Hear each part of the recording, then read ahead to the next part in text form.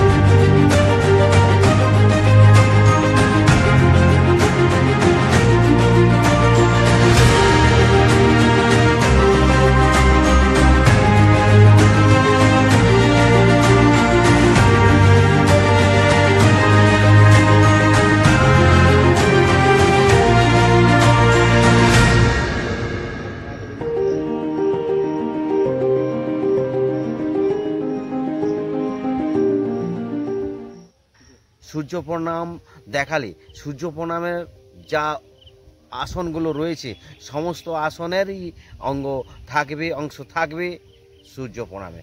এছাড়া যে আসনগুলো রয়েছে শেষ করা হয়েছে ধ্যানাসনের মাধ্যমে এবং আসনের শেষে আপনি প্রাণায়ামও করতে পারেন।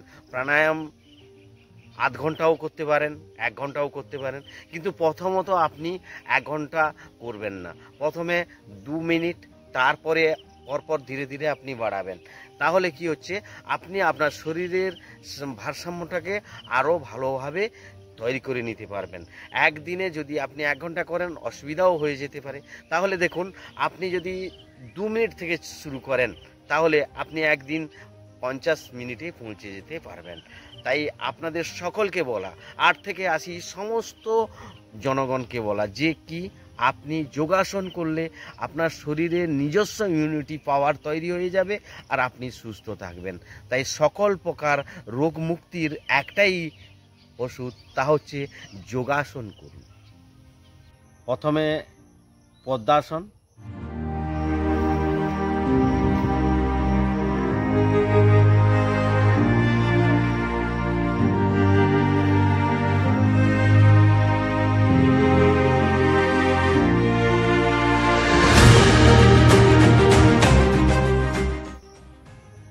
তারপর বৃক্ষাসন,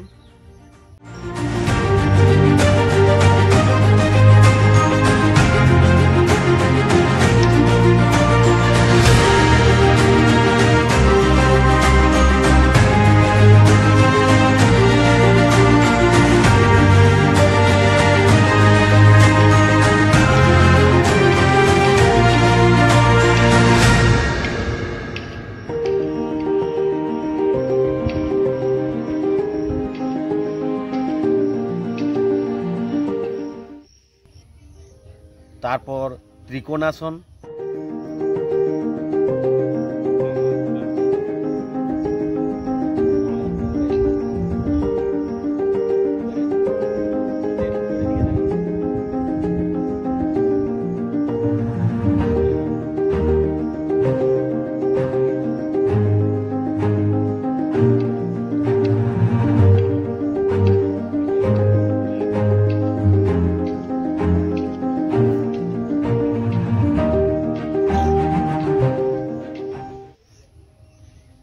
পদহস্তাসন,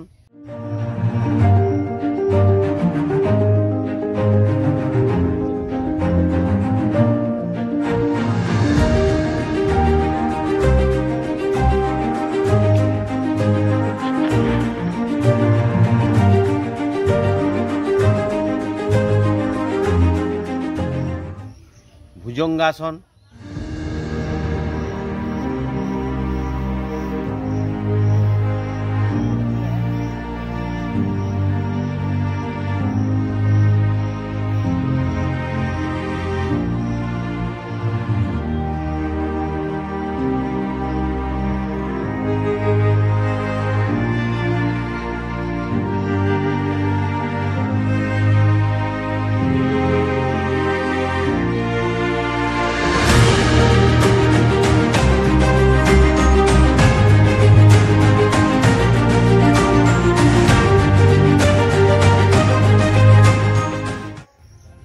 উষ্ট্রাসন,